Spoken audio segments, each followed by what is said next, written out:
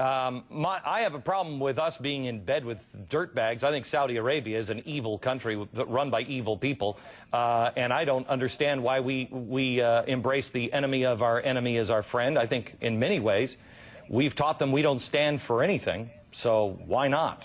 However, how do we get out? If I understand it, your idea is just unplug from the Middle East. Yeah, how do we do that? We just went in.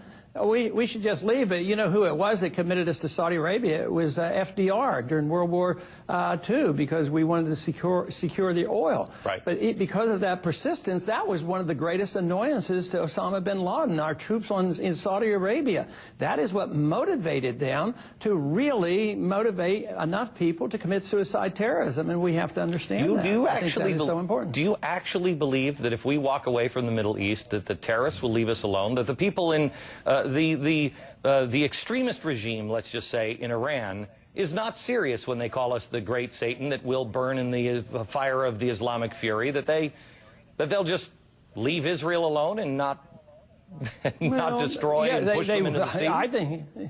I think they will, because they're scared to death of Israel. It would be more powerful if we weren't holding them back. I mean, nobody's going to touch Israel. They have 300 nuclear weapons, and we restrain them when they want to settle their disputes on their border. We restrain them when they want to have peace treaties or deal with the Arab League. So I would say they'd be much stronger. So you're saying that we actually hurt Israel by being their friend? We should have no foreign aid to Israel at all. If Israel asked for our help, should we be involved?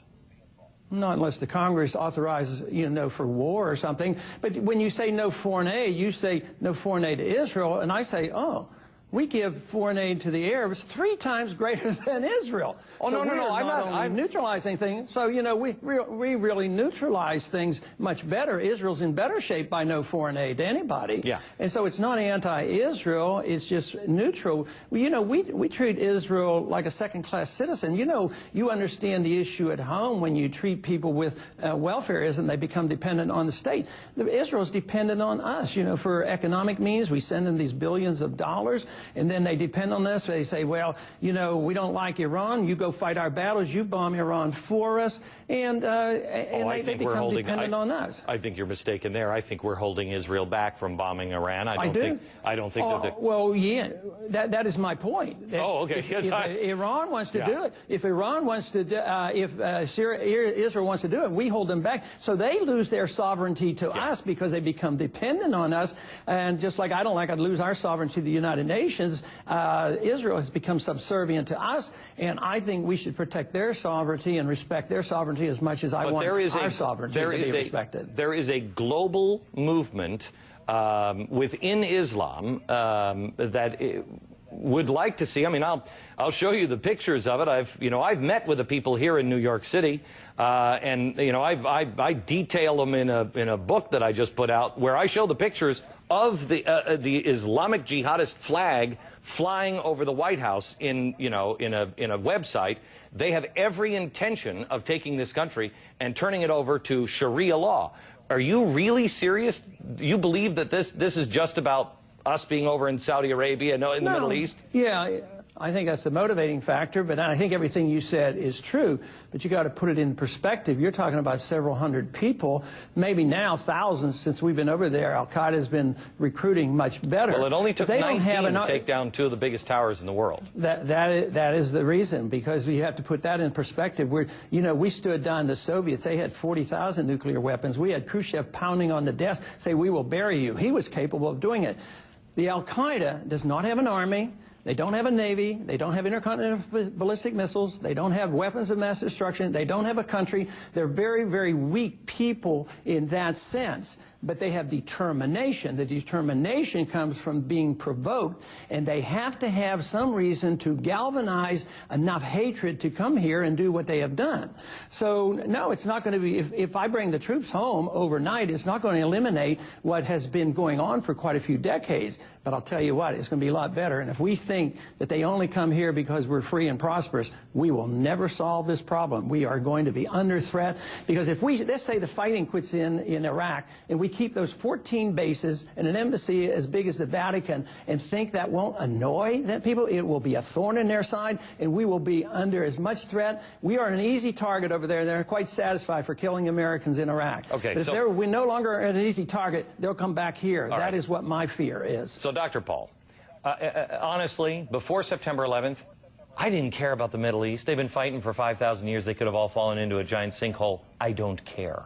However, things are different now because of, honestly, a lot of the, this ridiculous oil argument that we have, that we can't get the oil and the energy from our own property and take the oil and the energy and make even nuclear power that we need here in the United States. So we're finding ourselves dependent on these people. So if you can't drill it here, if you can't find it here, if you can't, create your own energy because it's so bad for the environment, what choice do we have?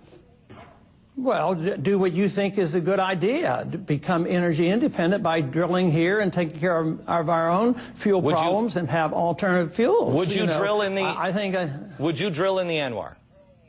Sure, I voted for that. Would you? I think. Would you drill offshore if we had to?